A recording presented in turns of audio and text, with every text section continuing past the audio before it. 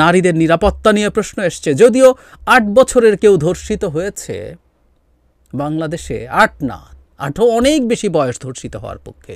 বাংলাদেশে ৪ বছরের, ৩ বছরের, ৫ বছরের শিশু ধর্ষিত হয়েছে, মারা গেছে। শেখ হাসিনার সময়ও প্রচুর ছিল, সব সময় ছিল।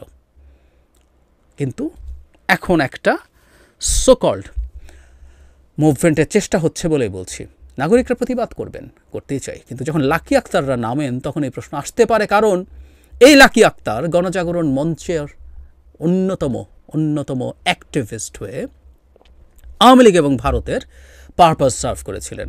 শুরুতে কারো কনফিউশন ছিল, থাকলেও খুব অল্প সময়ের মধ্যে মানুষ বুঝে গিয়েছিলেন। রীতিমতো বিরিয়ানি খাইয়ে দেশের সবচেয়ে গুরুত্বপূর্ণ দুটো হসপিটালের মোড় বন্ধ করে রেখে দিনের পর দিন সরকারি পেট্রোনাইজড মুভমেন্ট ছিল এটা, এবং এর উদ্দেশ্য এটার মাধ্যমে, এটার জায়গা থেকে আওয়ামী লীগ তার তখনকার ফ্যাসিবাদী ব্যবস্থাটাকে জারি রাখার স্টেপ নিয়েছিল। আমি বহুবার বলেছি, একটু যোগ করে রাখি, 14 মানে গণজাগরণ মঞ্চ এর পর 18 পর্যন্ত আওয়ামী লীগকে এক ধরনের ফ্যাসিস্ট দল বলা যেতে পারে। তার কিছু ফ্যাসিস্ট ইডিওলজিক্যাল ন্যারেটিভ দিয়ে মানুষকে তারা এনগেজ করতে পেরেছিল। 18 পর থেকে এটা আটারলি একটা মাফিয়া রেজিম হয়ে গেছে, এটার ফ্যাসিস্ট না। যাই হোক, সেই লাকি আক্তার মাঠে নেমেছেন।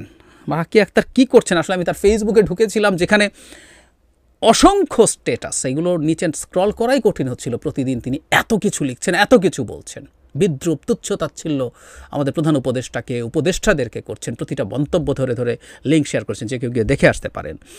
তো আমার কৌতূহল ছিল তিনি জুলাইতে কী করছিলেন। জুলাই মাসে মানে ওনার 29 জুন একটা স্ট্যাটাস ছিল, তিনি একটা কর্মসূচিতে গেছেন কোনো একটা জেলায়। এরপর জুলাই 11-তে, 29 জুনের পর জুলাই 11, মানে এখন উনি প্রতিদিন 5, 7টা, 10টা স্ট্যাটাস দেন।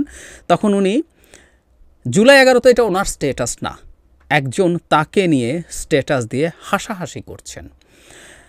মানে কেউ একজন লিখেছিলেন, শাহবাগে যোগ দিবি কখন?